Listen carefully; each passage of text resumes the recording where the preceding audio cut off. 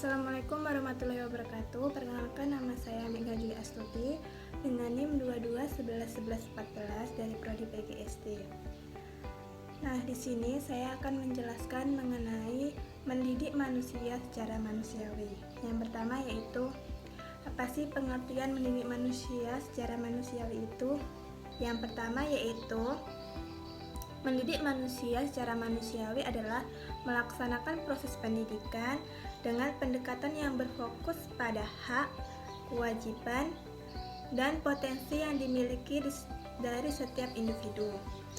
Nah, serta menekankan pada perkembangan aspek kemanusiaan seperti kemampuan emosional, intelektual, sosial, dan spiritual. Manusia secara manusiawi artinya yaitu pendidikan yang menghormati nilai-nilai kemanusiaan, yang mana contohnya yaitu pertama yaitu mengakui bahwa setiap peserta didik itu memiliki potensi-potensi yang unik dan berbeda. Yang kedua yaitu kita tidak boleh melakukan paksaan terhadap peserta didik, tetapi melalui interaksi dan dialog kepada peserta didik tersebut.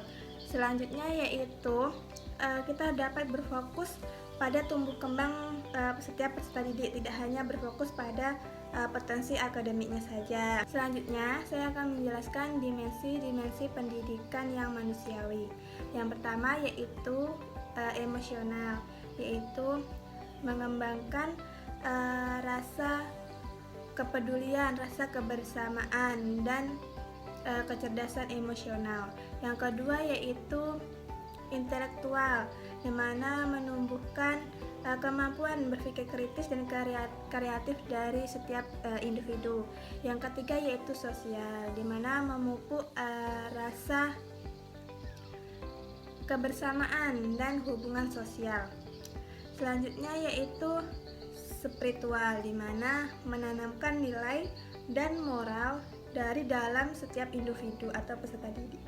Yaitu pendidikan yang menghargai martabat, di mana yang pertama yaitu hormati keunikan, bahwa kita sebagai pendidik harus mengetahui setiap individu itu memiliki potensi dan cara belajar yang unik. Yang kedua yaitu dengarkan suara anak, yaitu hargai pendapatnya dan aspirasi dari setiap peserta didik. Dan yang ketiga yaitu ciptakan lingkungan yang aman, artinya ciptakan suasana yang bebas dari diskriminasi dan intimidasi. Selanjutnya yaitu pendidik sebagai fasilitator, di mana yang pertama pendidik adalah sebagai pemimpin inspiratif, artinya dengan memotivasi setiap peserta didik dengan contoh kehidupan nyata atau dengan penuh kasih sayang atau perhatian yang tulus.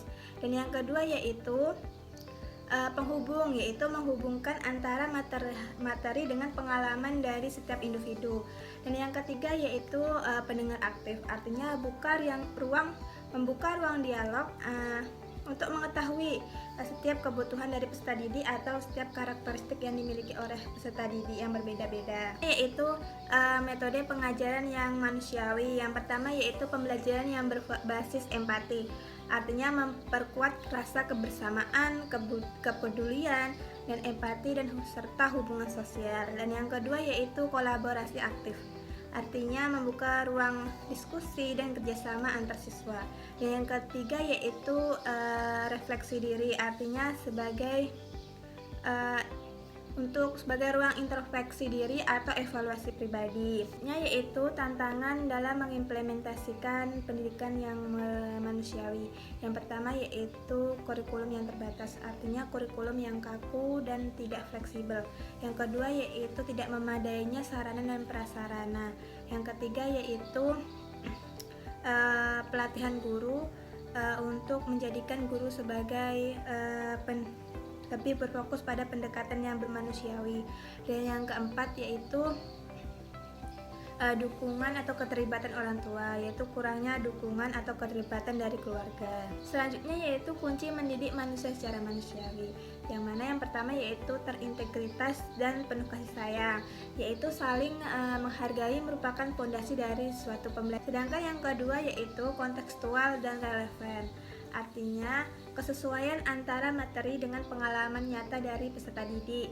Dan yang ketiga yaitu berfokus pada kebutuhan peserta didik, artinya tidak hanya mengajarkan tentang pengetahuan saja, tetapi mengajarkan mengenai nilai dan moral dari dalam diri peserta didik. Yaitu contoh praktik mendidik manusia secara manusiawi. Yang pertama yaitu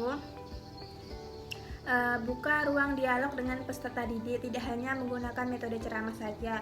Yang kedua yaitu sekolah membuat program kebijakan anti bullying. Yang ketiga yaitu kurikulum yang fleksibel dan kontekstual. Yang keempat yaitu gunakan umpan balik yang membangun. Selanjutnya yaitu solusi yang dapat dilakukan, yaitu yang pertama pelatihan terhadap guru mengenai pendidikan psikolog. Tiga yaitu melibatkan orang tua dalam proses pendidikan yang empatik. Dan yang keempat yaitu menumbuhkan budaya sekolah yang menghargai keberagaman dan membuka dialog antar peserta didik dan pendidik. Kesimpulan dari mendidik manusia secara manusiawi adalah mendidik dengan hati dan tidak hanya menciptakan kelulusan, tetapi dapat menciptakan setiap peserta didik atau setiap manusia yang memiliki kecerdasan, rasa empati, penuh kasih sayang, dan rasa peduli. Itulah hasil penjelasan mengenai mendidik manusia secara manusiawi. Saya akhiri dengan Assalamualaikum warahmatullahi wabarakatuh.